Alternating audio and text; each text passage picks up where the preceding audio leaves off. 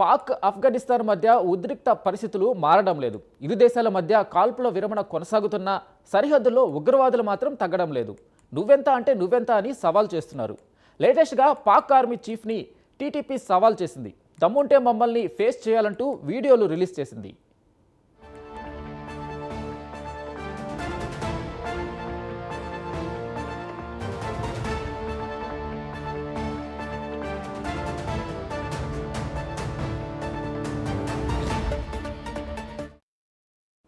ఓ పక్క Baloch liberation army, మరో పక్క ఆఫ్ఘనిస్తాన్.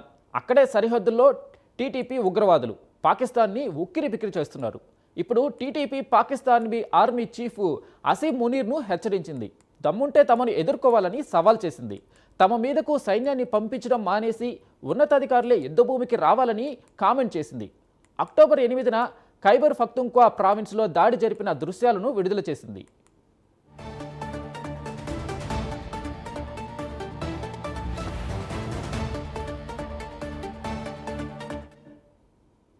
ఈ కామెంట్లని పాకిస్తాన్ తీవ్రంగా తీసుకుంది. వీడియోలో కనిపించిన కమాండర్ కాజిం అని పాక్ అధికారులు ధృవీకరించారు.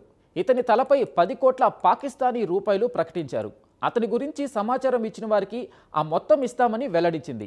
తన భూభాగాన్ని ఉపయోగించుకుంటున్న తెహ్రీక్ ఈ తాలిబాన్ పాకిస్తాన్ ఉగ్రవాదులపై ఆఫ్ఘనిస్తాన్ కఠిన చర్యలు తీసుకోవాలని డిమాండ్ చేసింది.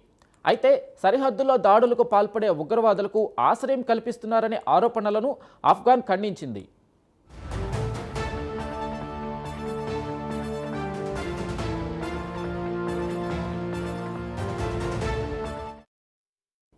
ఈ అంశమే కొంతకాలంగా ఇరు దేశాల మధ్య ఘర్షణలకు కారణమైంది. రెండు దేశాల మధ్య దీర్ఘకాలంగా సరిహద్దు సమస్య ఉంది. కొన్నేళ్లుగా ఉగ్రవాదుల సమస్య కూడా దీనికి తోడైంది. ఉగ్రవాదుల ఏరివేత పేరుతో రీసెంట్గా పాక్ చేసిన దాడులకు ఆఫ్ఘాన్ ప్రతీకార దాడులు చేసింది. ఈ దాడుల తర్వాత ఖతార్ రాజధాని దోహాలో కాల్పులు జరిగిన చర్చల్లో కాల్పుల విరమణకు రెండు దేశాలు అంగీకరించాయి. ఆఫ్ఘాన్ భూభాగం నుంచి పనిచేస్తున్న టీటీపీ ఉగ్రవాదులపై కఠిన చర్యలు తీసుకుంటేనే ఒప్పందం నిలుస్తుందని పాకిస్తాన్ స్పష్టం చేసింది.